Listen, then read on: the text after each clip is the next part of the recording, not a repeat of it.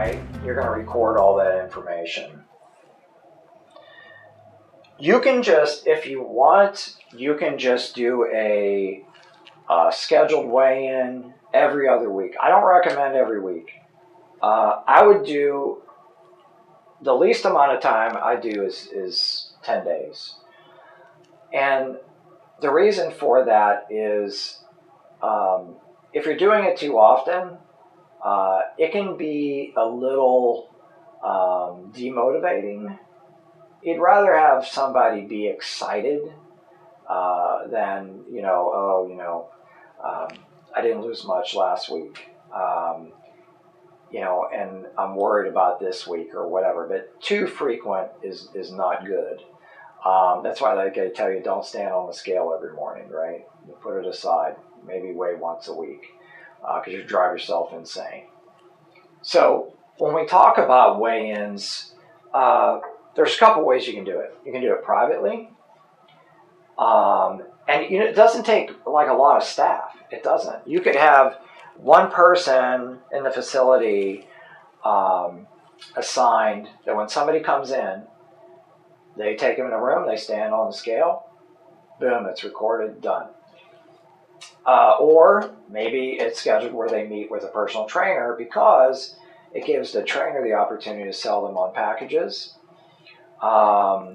Could be with your weight management coach or one of your counselors, because again, these weigh-ins, every time they come in, is another opportunity to ask them, so hey, how's this going?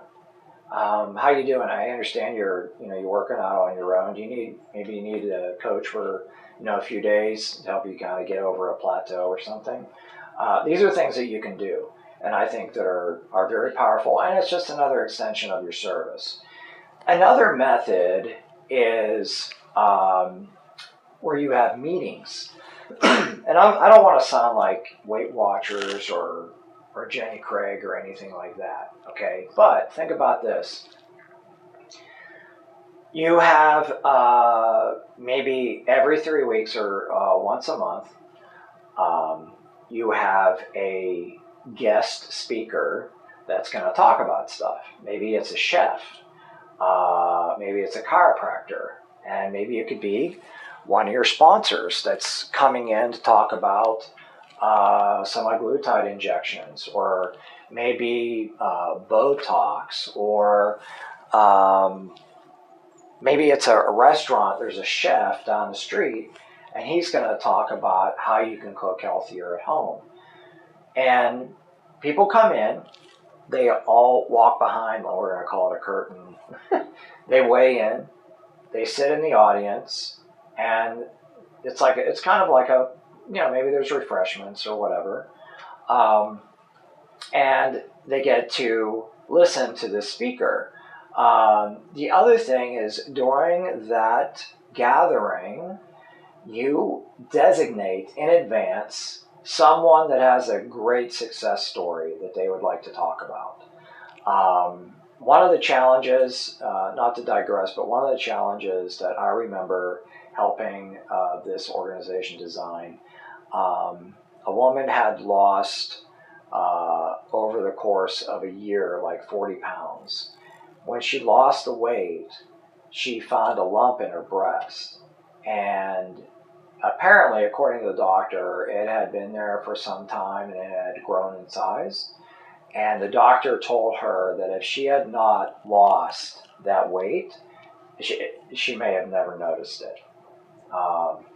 It's things like that. It could be a success about, hey, things in my relationship with my husband, or I feel better in my clothes, or, I had difficulty getting the support I needed at home because, everybody was eating desserts around me and all this whatever. Success stories kind of lift people, especially the shy ones that are not willing to come out and talk about their challenges. And it's a way for you to create this support environment that can go a long way. So these challenges can go very deep if you want them to, or they can stay very surface.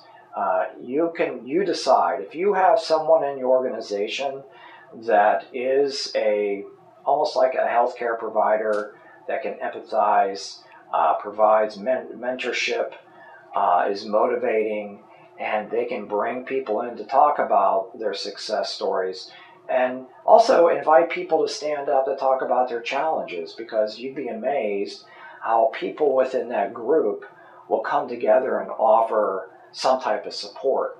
So again, the challenges can morph into something very different. And as a matter of fact, so different, I wanted to tell you, I owned some facilities back in the 90s. I'm going back here about 30 years. But we had a black tie event. And this is when our challenges were, we had probably 50, 60 people. And at the end of one of our biggest challenges, we catered an event and we made it black tie. And we handed out almost like Oscars, like the Oscar statue. And we would announce, like before the black tie event, we had sent out nominees so people knew what they were up for. And then we would announce, almost like the Academy Awards or Golden Globes, we'd announce during everybody's sitting at their tables, right? They're all black tie, they're hitting the juice bar and doing finger food, and we'd announce the winners. And then when they stood up and they walked to the stage, we would play a theme song. Just like in the Academy Awards, you hear like some kind of music playing, and then they go up and they give their speech, It was amazing. We made headlines in one of the local newspapers, but our business just absolutely took off after that because people started talking. They were like, wow, this place put on a first class event, award ceremony. It was so much fun. My wife and I got dressed up. My husband had his tuxedo on. I had a beautiful holiday dress on or whatever. It was so much fun. It was a great venue and so on. So challenges can go in a lot of different directions. Again, you can stay very surface or you can drill down. It does take effort, but the magic for you long term has to do with these testimonials, these before and afters, because you should then be posting those posters before and afters and the name of the challenge and the dates of the challenges all over your business, on your social media, on your website, everywhere you can, and make it easy for people to sign up.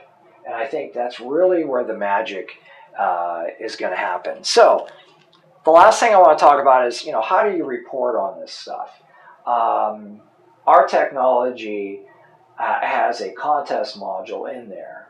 So when people stand on a scale, it can, if it's a scale that has Bluetooth, it can be automatically put into their profile. Or you can manually enter it in there. But there is a report generator for the contest that will take all of the data for all the contestants and stack rank it based on how you configure the report. You may say, females only, males only, females age bracket this to this and this to this, men age bracket this to this and this and this. Or you can do teams, team 1, team 2, team 3. You can even give prizes to the most weight lost per team. So this report writer in our technology gives you the opportunity to do this on the fly, really easy. I don't know if any of you tried to do one of these challenges in an Excel spreadsheet. It's just like insane, right? It's nuts. This provides very automated process, as well as, remember I talked about that scorecard? It prints it out. You can remove the names and only show the competitors' numbers, and it does stack ranking. It'll also do teams. Hey, this team's winning. This team's behind, whatever.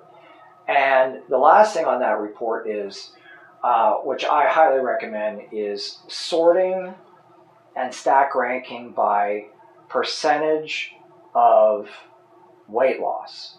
Because somebody that only has 20 pounds to lose versus someone that has 80 pounds to lose, you still want them to be in the contest competing, but the person that has 80 pounds to lose is probably going to lose 5 pounds their first 10 days because of all the water, especially if they're training hard, maybe on a detox or what have you. So we need to make it fair and level the playing field, and the way you do that is in our technology. You set the configuration of the report to sort and stack rank by percentage of weight loss relative to the starting weight. So again, we have tutorials, we have live training that'll teach you how to configure these contests. We have a lot of companies that we are supporting now that are running very successful contests. They're incorporating nutritional supplements within them. There's just so many things that you can do. And I invite you to embrace this concept because it will become an integral part of your revenue stream on a regular basis. So with that said, happy trails to you guys. And again, thanks for checking in and listening. Again, I'm John Shira. Thanks for visiting the boardroom. You have a healthy day. Bye-bye.